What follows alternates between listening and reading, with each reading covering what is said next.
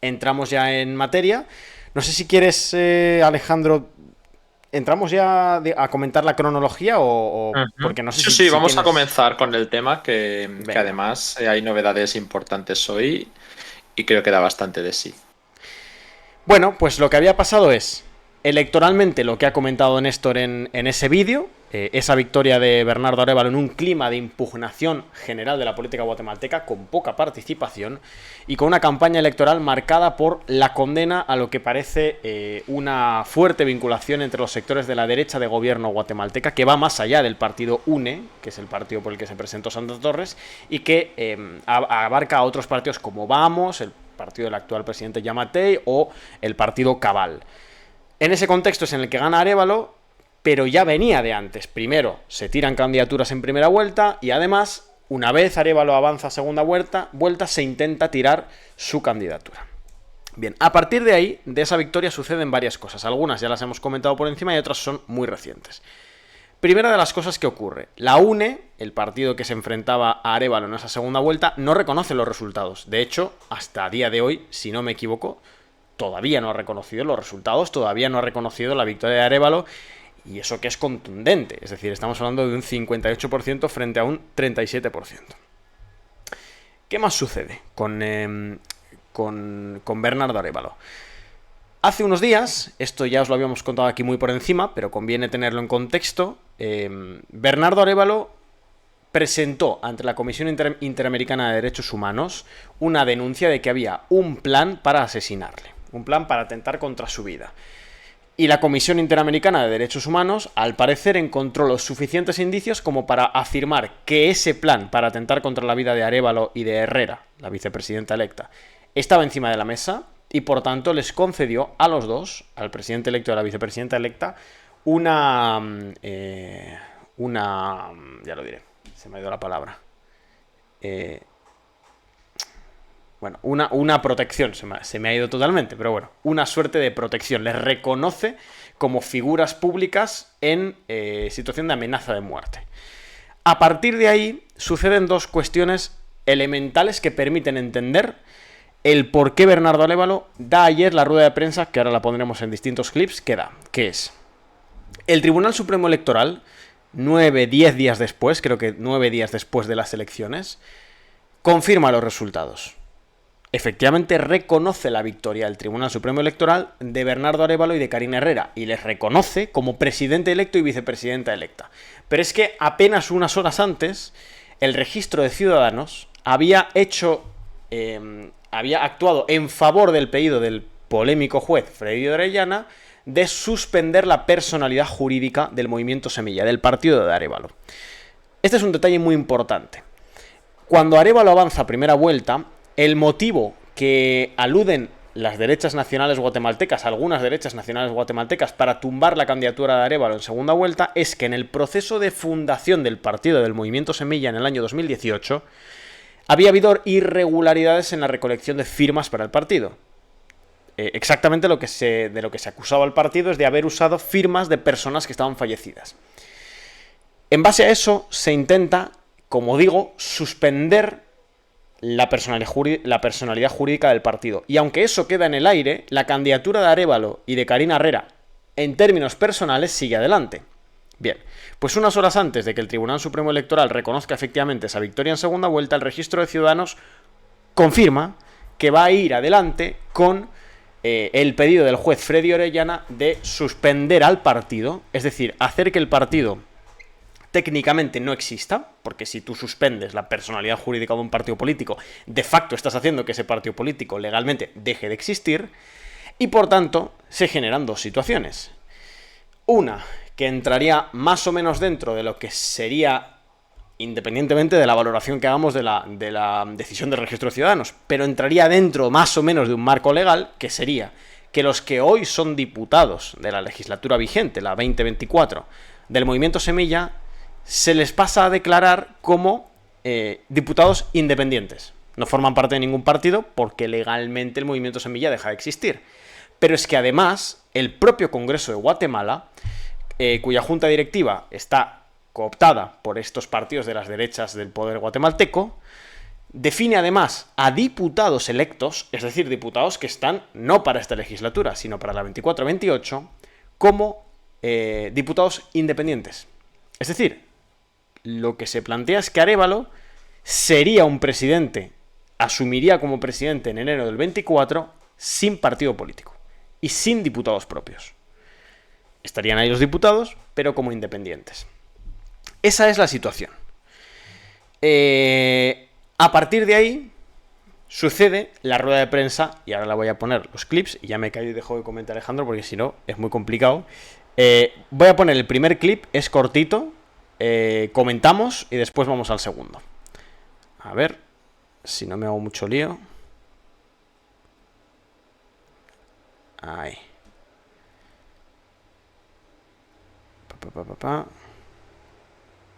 Vale, ahí está. Esta es la primera parte, el primer clip de esa rueda de prensa que ofreció ayer Bernardo Arévalo. Guatemaltecos y guatemaltecas, les habla Bernardo Arévalo, presidente electo de la República de Guatemala.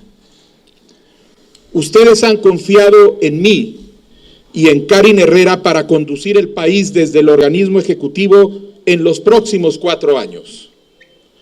Los resultados de la elección en segunda vuelta, oficializados por el Tribunal Supremo Electoral, aceptados y celebrados con júbilo por el pueblo de Guatemala y reconocidos por los principales actores sociales de nuestra sociedad y por la comunidad internacional, así lo confirman. Y sin embargo, existe un grupo de políticos y funcionarios corruptos que se niegan a aceptar este resultado y han puesto en marcha un plan para romper el orden constitucional y violentar la democracia. Estas acciones constituyen un golpe de Estado que es promovido desde las instituciones que deberían garantizar la justicia en nuestro país, encabezadas por la fiscal general Consuelo Porras, por el fiscal Rafael Curruchiche y el juez séptimo de instancia penal Freddy Orellana, así como la Junta Directiva del Congreso de la República y otros actores corruptos y antidemocráticos. Estamos viendo un golpe de Estado en curso, en el que el aparato de justicia es usado para violar la justicia misma, burlando la voluntad popular expresada libremente en las urnas el 20 de agosto. Se está llevando a cabo paso a paso, mediante acciones espurias, ilegítimas e ilegales, en distintas instancias, cuyo objetivo es impedir la toma de posesión de las autoridades electas, incluyendo al presidente, la vicepresidenta y nuestros diputados y diputadas al Congreso de la República, debilitando y negando los recursos, la autoridad y la legitimidad que constitucionalmente nos ha conferido el pueblo de Guatemala. Bien. Ese es el clip. Fijaos, claro, ahí Manda Carallo decía, ¿no? Nombres y apellidos. Claro, es que eso es una de las cuestiones más relevantes de esa primera parte del clip. Que es que da nombres y apellidos y utiliza el concepto golpe de Estado. No sé, Alejandro, tú cómo lo ves, pero claro, el hecho de que salga el presidente electo a 4 meses de asumir, porque todavía quedan 4 meses para que asuma, y acuse golpe de Estado, recuerde que se está intentando, o insista en que se está intentando, que no accedan a sus cargos diputados, e incluso dice él mismo como presidente electo. Y el hecho de dar nombres propios, la fiscal general Consuelo Porras, el juez séptimo Freddy Orellana, que es el que pide en primer momento esa suspensión del partido. Bueno, entiendo que estamos, lo verás parecido a mí, ¿no? Estamos en una situación, ya solo esta rueda de prensa, aunque no sea un hecho en sí mismo, en el proceso legal, cambia el equilibrio de la situación. A ver, aquí habéis hablado de varios países, incluso en el chat. Me da igual exactamente el país que sea. O sea, hay una serie de herramientas políticas legales e ilegales que se repiten en todos los países o que se pueden repetir en todos los países. Es decir, en el caso de Guatemala es muy claro el conflicto. Es de una parte del establishment, como es en este caso la derecha, de la que Edu siempre habla. Se habla pues política y burocrática, porque yo creo que aquí es la parte de la justicia vinculada con el Tribunal Superior Electoral el que está pues llevando la vanguardia de la defensa. Perdón, este es el que está defendiendo a Bernardo Arévalo, pero la Fiscalía y el Ministerio Público, este sí, son el que llevan esa relación con la derecha mediática, política y burocrática de la que hablaba. Y esto lleva a un choque muy claro, que es, como digo, entre dos poderes institucionales. Esto no significa que se trate de un golpe de Estado. Esto ahora mismo es una crisis política, porque tenemos una inestabilidad en este país, en Guatemala, que, habiendo resultados de unas elecciones, podemos debatir todos los intentos de injerencia y, por lo tanto, guerra judicial y lawfare que ha habido para evitar que sean unas elecciones limpias, pero el caso es que tenemos unos resultados de unas elecciones y estos resultados están intentando ser subvertidos por uno de estos sectores, concretamente el Ministerio Público, la Fiscalía, y es lógico que hable de Consuelo Borras, ¿no?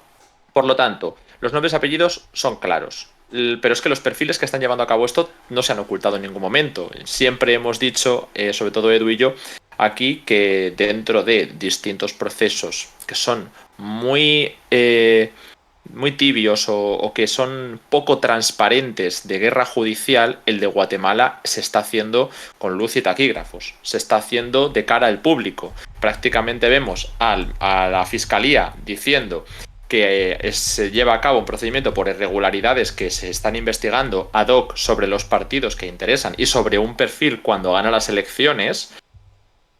Y después vemos al Tribunal Superior Electoral del que hablaba, que además está siendo corroborado por el Tribunal Constitucional, porque ha sido el que ha certificado en las dos vueltas los resultados de victoria electoral de Bernardo Arévalo y el Movimiento Semilla. Y luego el Tribunal Constitucional decantaba la balanza del lado del Tribunal Superior Electoral. Por lo tanto, esto es una crisis política.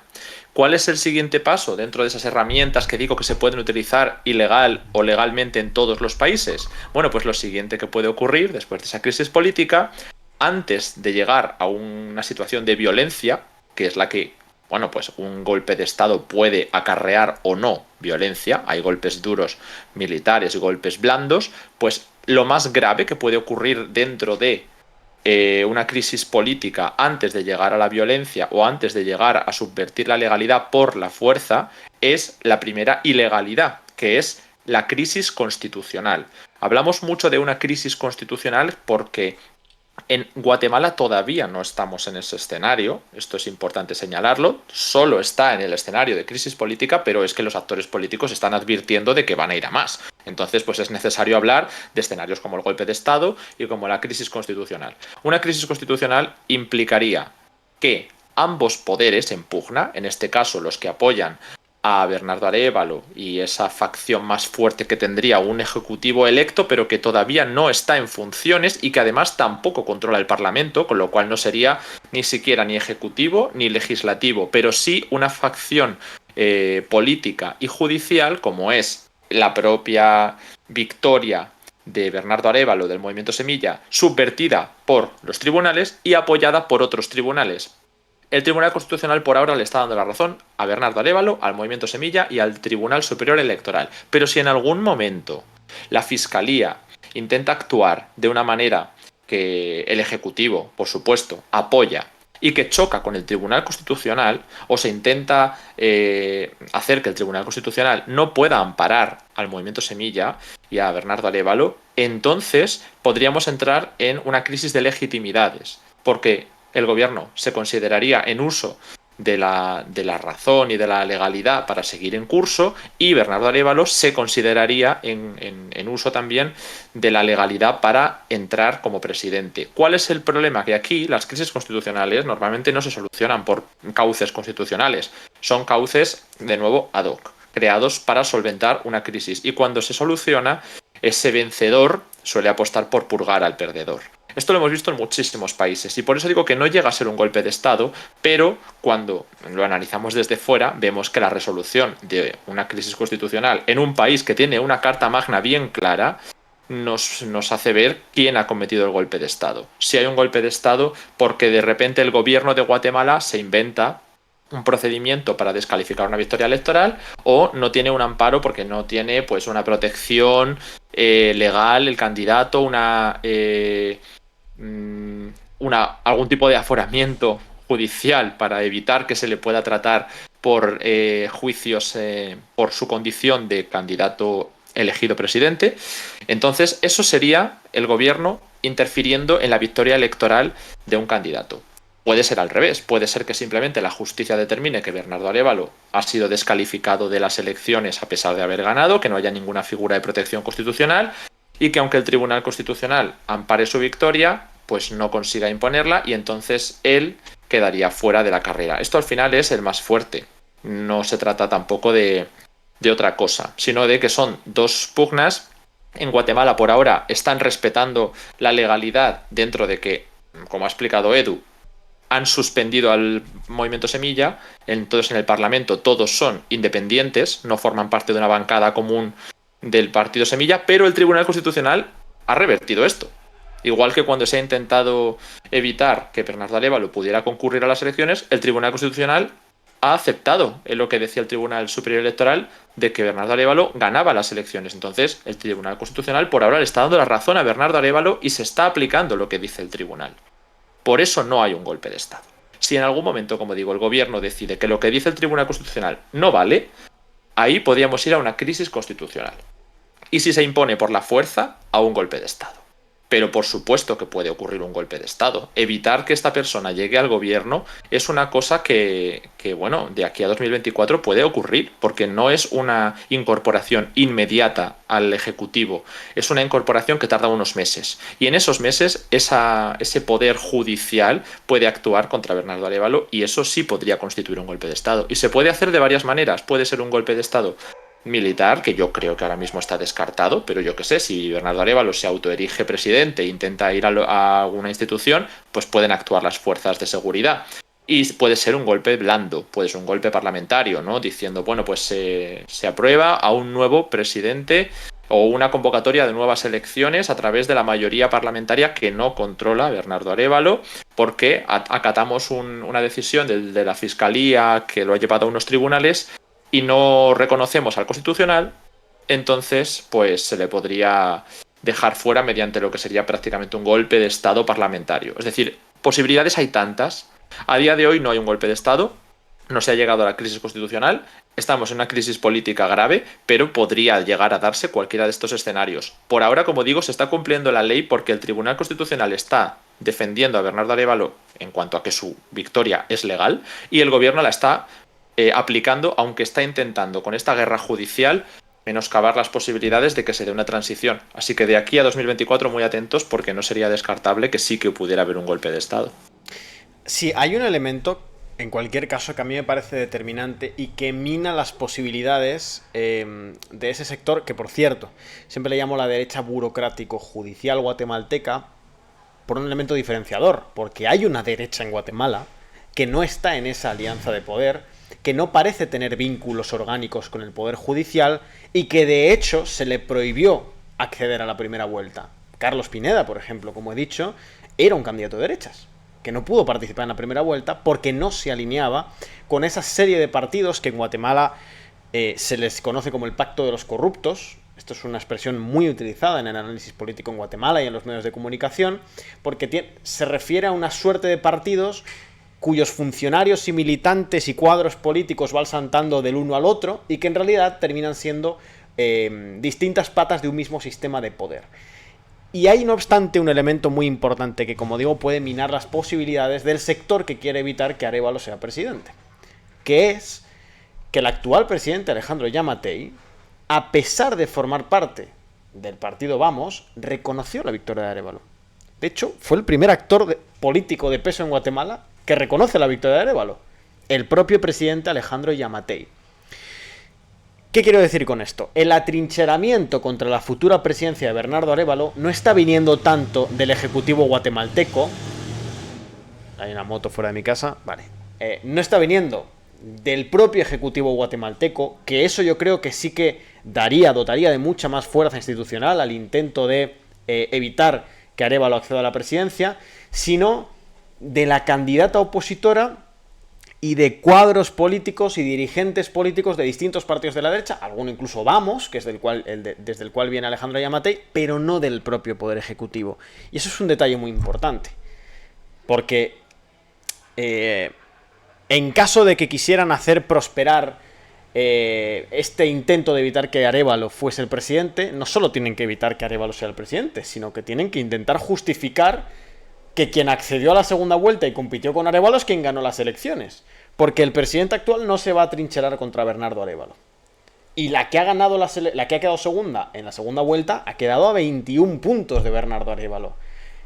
Entonces, la única vía, si quieren ir por la vía más o menos política, sería convencer al Tribunal Supremo Electoral de que anule el proceso y convoque. O sea, está muy difícil, tío. Todo lo que no sea una crisis constitucional o un golpe más o menos clásico, es muy difícil que consigan que Arévalo no. Porque además, los actores internacionales están todos del lado de Bernardo Arévalo. Todos. Está la Comisión Interamericana de Derechos Humanos. Está la OEA. Están gobiernos de distinto calado, porque está el gobierno de Honduras, el gobierno de Nicaragua, pero es que también está el gobierno de El Salvador. Nayib Bukele fue el primer presidente que llamó y felicitó a Bernardo Arévalo y reconoció su victoria. Entonces, la situación está muy difícil para quienes quieren evitar que Arévalo sea el próximo presidente de Guatemala. Luego hay especulaciones de que quieren evitarlo porque se destaparían determinados casos de corrupción. Bueno, esto ya es otra cuestión que no compete aquí, pero digo que es un poco el clima en el cual se está hablando de este proceso también dentro de Guatemala. A ver, sí, realmente es que estamos viendo la resistencia del establishment porque entre una persona que se puede considerar casi un outsider dentro de lo que es eso, que es un perfil socialdemócrata, que no quiere una ruptura completa de ningún tipo, que no va a ser un perfil revolucionario, que ni siquiera lo metería en la corriente del socialismo del siglo XXI, pero es que dentro de Centroamérica, que lo podemos analizar de otra manera, quizá Honduras tiene un comportamiento un poquito más clásico de Latinoamérica, pero el resto de países han seguido una tendencia, además la propia idiosincrasia política de Guatemala lo facilita, de sucesión de líderes dentro de distintas corrientes, pero el mismo establishment, que es lo que podemos ver, como también creo que lo hemos comparado alguna vez con las elecciones mexicanas hasta la llegada de Morena, ¿no? Como eran aparentemente perfiles muy distintos. Teníamos a Jimmy Morales o teníamos a Alejandro Yamatei, pero la realidad es que es la misma élite prácticamente. Y bueno, esto es una resistencia obvia. Me da igual si hay corrupción o no hay corrupción en estas latitudes, y en casi todas no nos debería sorprender que hubiera, pero lo que vemos es una resistencia tan feroz que ya han aplicado lo que tú has dicho, ¿no? Una limpieza de candidatos en primera vuelta muy importante. Decís en el chat, es que ha ganado 2 elecciones. Me da igual cuántas haya ganado. La importante es ganar la segunda, porque el sistema de allí es presidencial de doble vuelta. Por lo tanto, es igual de legítimo si hubiera perdido. Es como decir lo que se oye tanto, ¿no? Que en un sistema parlamentario, el que gana las elecciones es el que queda primero. No. En un sistema parlamentario se buscan mayorías parlamentarias. Y en un sistema presidencial se busca ganar la segunda vuelta o la vuelta en la que se elija el presidente. Eso es como funciona.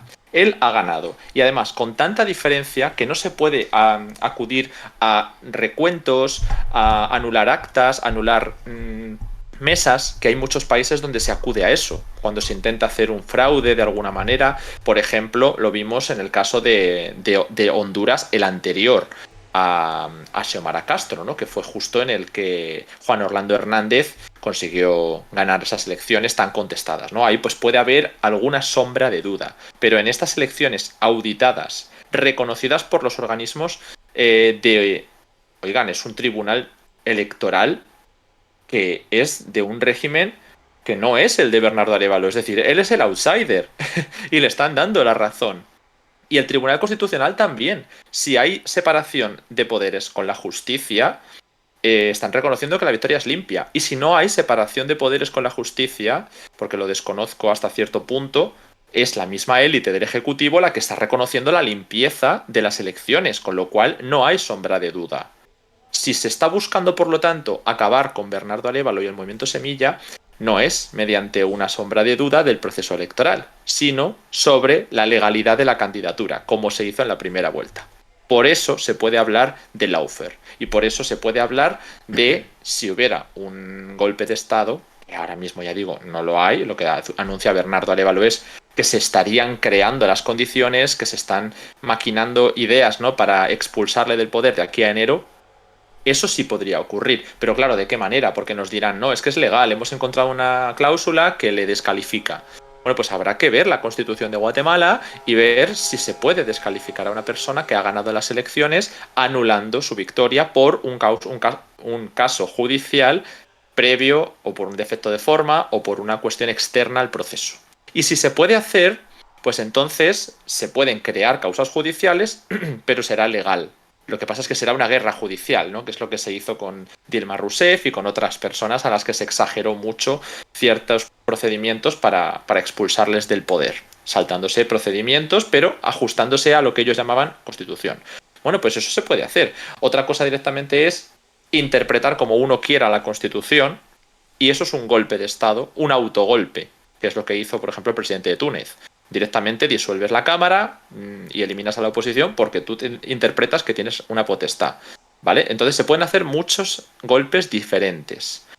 Claro, la cuestión, como ha comentado Edu, es que lo más probable, ya que estamos hablando de la Fiscalía en la primera y en la segunda vuelta, es que se apueste por la vía de eliminar las elecciones, de decir que este proceso no es válido y repetirlas. Y en esa repetición, pues vuelves otra vez a buscar cómo descalificar a esta persona. Eso es un poco lo que podría ser, si fueras la derecha burocrática judicial de la que estamos hablando, sería una estrategia que podrías utilizar. Pero ahora mismo no sé exactamente cuál es la idea que tiene Consuelo Porras y la Fiscalía, el Ministerio Público y el Ejecutivo guatemalteco, pero por ahora se les está poniendo el discurso en contra, sobre todo mientras no consigan meter mano a la justicia, al menos a la justicia constitucional y a las instituciones electorales. Claro. Si tiene que ocurrir algo, ocurrirá de aquí a enero, pero si él ya llega al poder y se da un derrocamiento, eso sí que sería ya un golpe de Estado más clásico, porque no se trata ahora mismo de un presidente, pero podemos hablar de que es un presidente electo y por lo tanto evitar que tome el poder, yo sí que lo llamaría golpe de Estado, llegado el caso. Claro, hay que tener en cuenta con qué apoyos cuenta esa derecha. Esa derecha burocrático-judicial a día de hoy cuenta con el apoyo del Registro de Ciudadanos, del juez Freddy Orellana y poco más. Tribunal Supremo Electoral no está de su lado, por eso Bernardo Arévalo ha sido confirmado como presidente electo, y eso ya va a ser muy difícil que lo consigan revertir. Podrían llegar a conseguir que los diputados de Semilla no tengan personalidad jurídica como diputados de ese partido. También lo van a tener difícil, o sea, como que están bastante acorralados y bastante atrincherados. Había alguien en el chat, creo que era Amanda Carayo, justamente, que preguntaba, claro, que qué estaba pasando, qué estaba haciendo la gente. Bueno, la gente ya se movilizó durante todo el proceso electoral de cara a la segunda vuelta. Hubo grandes movilizaciones defendiendo la candidatura de Arévalo y condenando a quienes pretendían que se anulase la candidatura de Bernardo Arévalo. Y va a haber que ver si ahora se suceden nuevamente movilizaciones. Es justamente lo que está intentando Arévalo. De hecho, esto me viene muy bien para hilar con el segundo clip, que lo voy a poner ahora mismo, así tenéis un poco más perspectiva, porque hemos visto hasta ahora el clip en el que Bernardo Arévalo definía lo que él consideraba que estaba pasando, que era camino hacia un golpe de Estado, y vamos a ver qué es lo que ha solicitado. Él ha pedido movilización. ¿De qué sectores? Vamos a escucharlo. A ver. No, este no. Guatemaltecos, Este. como presidente electo de la República, hago un llamado a los pueblos de Guatemala, a la sociedad civil, a empresarios y trabajadores, al movimiento popular, a las iglesias y a las autoridades indígenas, a las fuerzas políticas legítimas, a los estudiantes y la academia, a las autoridades electas, a las juventudes y a todas y todos los guatemaltecos que rechazamos la corrupción y el autoritarismo a unir fuerzas en defensa de la democracia y del respeto irrestricto a la voluntad popular. Hago un llamado a que nos unamos para derrotar a las fuerzas golpistas que pretenden mantenernos sumergidos en la corrupción, la impunidad y la pobreza, a que defendamos el derecho político más sagrado y el arma más efectiva de las personas libres, el voto, a que defendamos nuestra oportunidad como nación de una nueva primavera ante la voracidad de los corruptos. El rescate de las instituciones de la democracia requiere que sepamos actuar unidos como un solo pueblo. La unión de toda la nación en defensa de nuestra democracia y de los principios republicanos sentará las bases políticas que nos permitirán enfrentar los retos y aprovechar las oportunidades que exige el desarrollo de nuestro país. Bueno, ahí tenéis. Aprovecho antes de seguir y analizar este clip para recordaros una vez más que tenemos esa meta de suscriptores de 400, que nos quedan solo 6 y que si nos ayudáis a llegar, pues hacéis posible que sigamos haciendo este contenido. Y aprovecho también para recordaros, por cierto, como ya estrenamos el otro día, que ahora, gracias a ese apoyo que nos estáis dando, gracias al apoyo que nos dais aquí en el canal de Twitch con vuestras suscripciones, ampliamos la duración de los directos. Hacemos una segunda parte todas las noches. Ya sabéis que la primera parte sostenemos lo que hemos estado haciendo hasta ahora y lo que estamos haciendo ahora mismo, que es directos monotemáticos contándoos pues lo que toque. Toca un golpe de estado en Gabón, se habla de eso. Si toca elecciones en Argentina, se habla de eso. Y si toca de una denuncia de golpe de estado en Guatemala, se habla de eso. Y en la segunda parte, la que empezará cuando terminemos de hablar de Guatemala, lo que haremos es un repaso de las noticias del día que hemos ido recopilando en nuestros canales internos de comunicación. Ya sabéis que, como hacemos seguimiento de todas las regiones del mundo, pues vamos viendo noticias y no todas las publicamos porque no todas tienen el suficiente peso como para modificar alguna relación de poder o alguna situación internacional, pero sí las tenemos ahí como modo de seguimiento y estaremos aquí comentándolas. Así que si queréis ayudarnos, ya sabéis, a que sigamos haciendo estos directos de Twitch y a que los alarguemos como estamos haciendo ahora, pues si os suscribís y nos ayudáis a llegar a la meta de hoy, que son 400, que solo nos faltan 6, pues nos hacéis un enorme favor. Lo podéis hacer suscripción directa, regalos de suscripciones o suscripción con Amazon Prime, si sois usuarios, que os sale gratis. Dicho lo cual, ahí habéis visto lo que ha comentado Bernardo Arévalo. Él ha llamado a la movilización. Habéis escuchado de cuántos sectores. Él lo que ahora pretende generar, gracias por cierto por esa suscripción que nos cae desde Prime, lo que está intentando generar es algo así como un movimiento popular, algo así como un movimiento de defensa de las instituciones políticas y un movimiento de defensa del proceso electoral.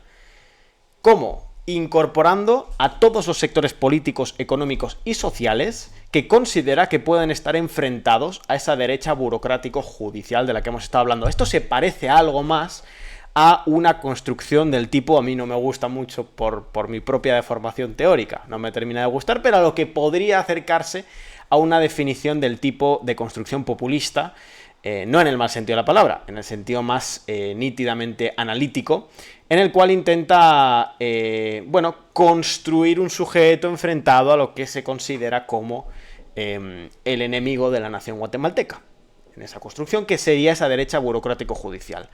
¿Cómo responderán estos sectores? Bueno, eso será lo más interesante en términos políticos. ¿Habrá nuevas movilizaciones? ¿Se ensanchará la base social del apoyo a Semilla? Semilla venía de ser un partido minúsculo, un partido que rondaba entre el 3 y el 6%. El ser el único partido no alineado con el establishment que avanzó a segunda vuelta le ha generado una suerte de apoyo que quizá no es del todo orgánico, no es del todo como un apoyo de proyecto político socialdemócrata, pero sí es un apoyo, sí es una posibilidad de configurar una base social que incorpore, pues ahí lo habéis visto, trabajadores, empresarios, dirigentes indígenas, movimientos sociales, iglesias, muchos sectores.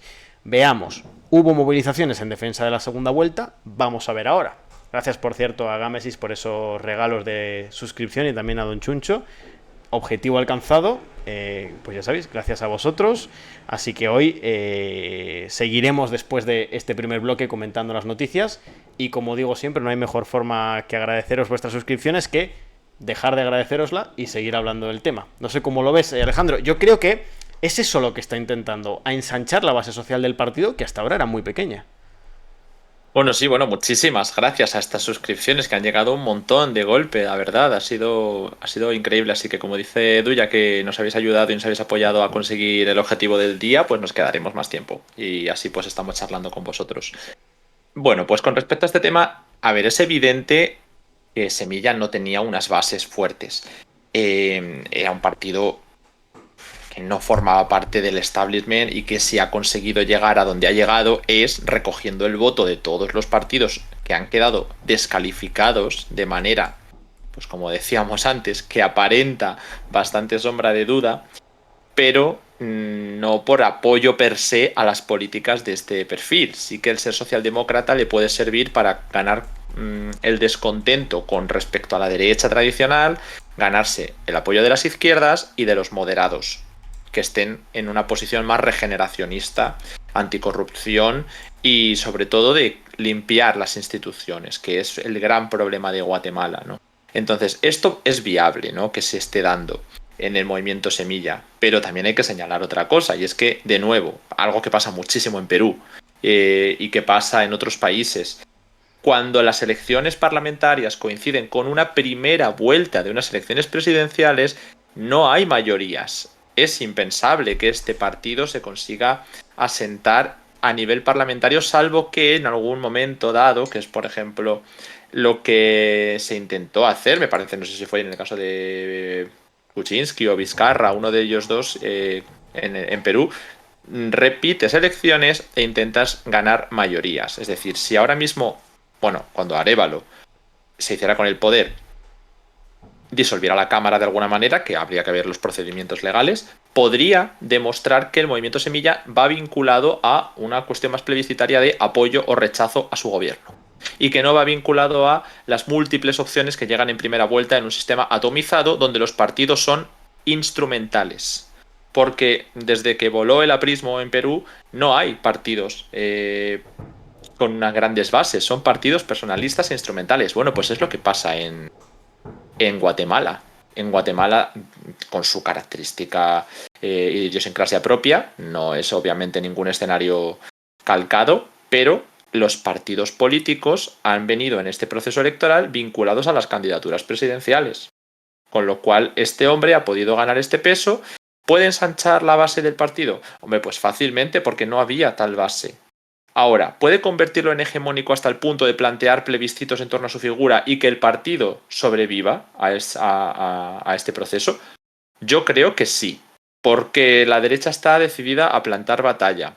Si esto acaba en un traspaso de poderes pacífico y él, bueno, pues se ve con la capacidad de nombrar un sucesor o de cambiar las cosas y demostrar lo que ha habido antes. Un poco lo que pasó con Morena, de nuevo, vuelvo otra vez a México, es que también se rompió con la clase de partidos tradicional, se le esforzó a una coalición Frankenstein y ha conseguido que un partido personalista e instrumental se asiente como algo que mueve masas y que tiene bases. Eso es lo que se puede intentar hacer en Guatemala con Semilla.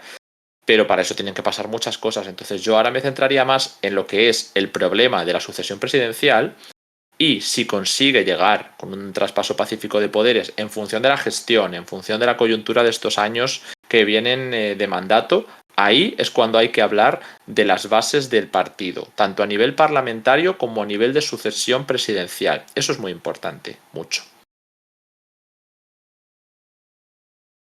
Ahí, estaba muteado. Sí, la parte en la que me mencionáis justo a AMLO, no me refiero a que él no fuera importante, sino a que Morena no era importante, porque es un partido que viene con él. Eso es lo importante. Es decir, que una persona como Bukele crea su propio partido, ¿vale? Bukele ya lleva en política mucho tiempo, pero que pueda asentar una estructura de partido. Eso es lo que estamos hablando de Semilla.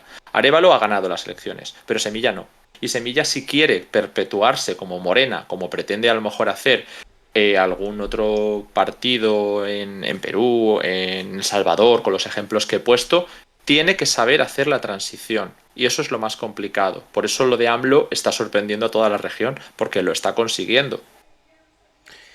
Hay una cuestión que nos preguntáis mucho antes de pasar con el último clip, que es con respecto a la posición ideológica del movimiento Semilla. Sabéis que hay veces que es difícil definir a un partido. ¿Por qué? O es un partido demasiado amplio, ejemplo, el movimiento peronista en Argentina, el Partido Justicialista, o es un movimiento político sin mucha organicidad, movimiento de impugnación, sin muchas bases, sin un proyecto claro, que viene a saltar un poco los cielos sin tener muy en claro hacia dónde va. Pues no sé, se me ocurren... Ha habido casos en la historia política latinoamericana bastante claros. El movimiento Semilla justamente no es esto. El movimiento Semilla está bastante claro lo que es. Es un partido. Si hubiese que definirlo, a mí no me gusta mucho usar las categorías izquierda, derecha. No me gusta tampoco para Europa, imaginaos para América Latina. Creo que habría que apuntar varias claves. Primero, es un partido urbano. Esto es importante. Tiene poca conexión con el mundo rural. Eso se ha visto en las elecciones y eso se ve en su militancia. Ese es uno de sus primeros retos. Por cierto, salir de las ciudades, entrar al mundo rural guatemalteco. Nunca ha sido capaz. Es cierto que es un partido muy joven, 2018. Segunda clave del movimiento político del partido Semilla. En cuanto a su estructura de clase, de su militancia, de sus cuadros, de sus dirigentes, es un partido de clases medias, instruidas, formadas, universitarias. Es ese perfil ideológico. En las cuestiones vinculadas, por ejemplo, a los derechos de identidad, este tipo de cuestiones, es, dentro del marco de un país bastante conservador como es Guatemala, un movimiento político progresista, en el sentido genérico de la palabra. Dentro de lo que sería el esquema de político guatemalteco, sería uno de los partidos políticos más cercanos, por ejemplo, a llegar a plantearse la cuestión del aborto, o a llegar a plantearse la cuestión de los derechos del colectivo LGTBI+. Siguiente punto, y quizá este es el más importante en el contexto, y es de hecho el término que más estamos usando, o al menos el que yo más estoy usando para hablar del movimiento Semilla. Es un partido político regeneracionista de la vida pública y de la política guatemalteca. ¿En qué sentido? Su principal preocupación es esta crítica que hace de la supuesta corrupción en Guatemala y de los vínculos entre el poder judicial y la política guatemalteca, y viene a romper con eso. Esa es su principal prioridad. Por eso es un partido regeneracionista, porque no viene a romper ni la estructura de clase de Guatemala, ni el sistema de propiedad, ni el sistema de producción. Lo que viene es, en términos estrictos de la palabra, a, entre comillas, limpiar la vida pública guatemalteca, limpiar las instituciones públicas guatemaltecas. Por cierto, un dato, este Bernardo Arévalo es hijo de Juan José Arévalo, que fue presidente de Guatemala en los años 50, sufrió un golpe de estado y que, aunque muchas personas no ubiquen a Juan José Arévalo, hay una figura política latinoamericana, yo perdonad que a veces redundo en las referencias, pero es que es un país tan amplio y tan capaz de generar referencias para otros. Juan José Arévalo, y así se le define en muchos puntos, es el Perón de Guatemala. Para que se entienda. Era una personalidad industrialista, regeneracionista, en ciertos aspectos antiimperialista, pero no era marxista, no era comunista, no era revolucionario. Eso era el padre de Bernardo Arévalo, Juan José Arévalo. Pero Bernardo Arévalo no es un heredero ideológico de su padre. Es cierto que tiene determinados puntos en común, pero no es el sucesor natural de Juan José Arévalo. De hecho, este Juan José Arévalo generó una adhesión importante, popular, y todavía hay gente, por ejemplo, una de las carteles que más se ve en las movilizaciones en defensa de la candidatura de Bernardo Arévalo era una frase, que yo lo vi en varios carteles, que decía, como decía mi abuela, que viva Arévalo. Pero claro, esa persona joven está diciendo que viva Bernardo Arévalo y está referenciando que su abuela decía que viva Juan José Arévalo. No obstante, cuando veáis este vínculo familiar, entended que son proyectos distintos, ¿eh? O sea, Bernardo Arévalo no es el nuevo Perón de Guatemala, es otra cosa.